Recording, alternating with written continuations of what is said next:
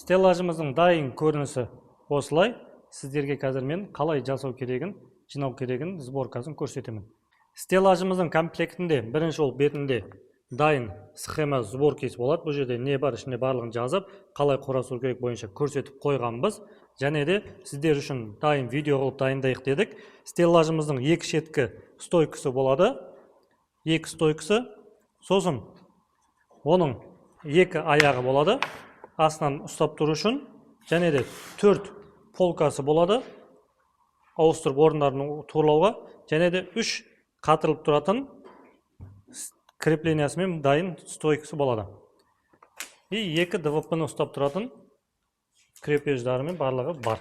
Шуруптары, артығымен шуруптар салғанбыз, және де стойкамызды ұстайтын осындай пластмасс артығымен бар. Егер де сынып қалатын болса, осы нелер өзіңіз ауыстырып қоя беріңіз, және де темірлерді ішінде салып жібереміз. Крепленияларымызды дайын қылып қатырып жібереміз. Оны мына жағыны астына қаратып, арт жағын үстіне көрсетесіздерді. Мына жеріне қатыратындарыны дайын қылып қойғанбыз. Сізге тек қана алып, тесігіне кіргізіп, бір баса саласыз, болды.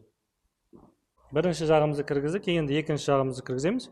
Оны тесіктердің барлығын турлап тұрып, өзі осылай кіргізіп, тығып жіберсеңіз, шық еткен дауыс шығады, болды.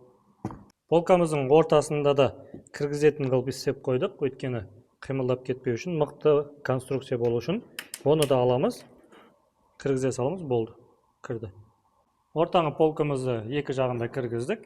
Енді астыңғы, ең астыңғы полкасын тығамыз. Онда міне аламыз, басылды, кірді. Енді екінші жағында дәл осындай жолмен кіргізе саламыз, болды. Қатты күштіңде салудың керегі жоқ, жай бассаңыз болды. Өзі тартып алып, қысып қалды. Болды, қысып қалды, шықпайды. Астыңғы аяғын кіргіземіз. Енді кромка басылған жерін астына қаратамыз, өйткені жерді тұрады. Жерде су басқа болған кезде мынаусы ашылып кетіп, ісіп кетпейді.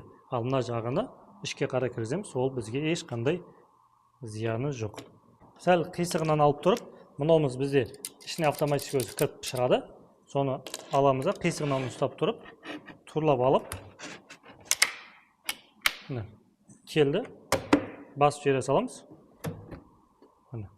Қазір айтқан система бойынша екіншісін полкамыздың да аяғын астына қарай үстіне түсті, орнына түсті. Тығып жібере саламыз, осылай.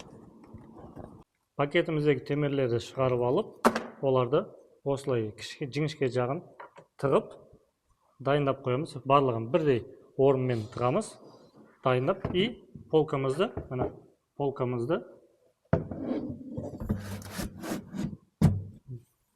жай ғана сала саламыз, болды. Бұл міне оңай алынып, оңай салына береді.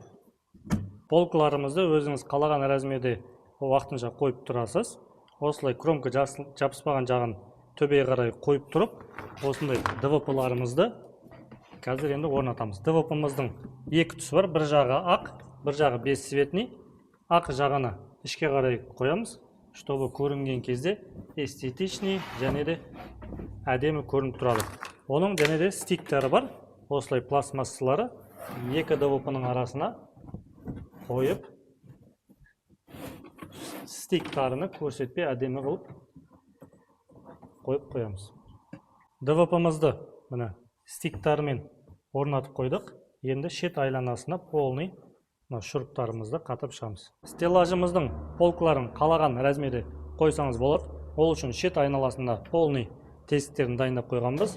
Оның үшін жай ғана полкаңызды көтере саласыз, және де осып тұрған темірді алып, қалаған размерге қойып, полкаңызды қалаған размерде өзіңіз ауыстыра бересіз. Оған қатты күш салудың қажеті жоқ, қолмен жай бассаңыз болды, өзі орнына тұра береді.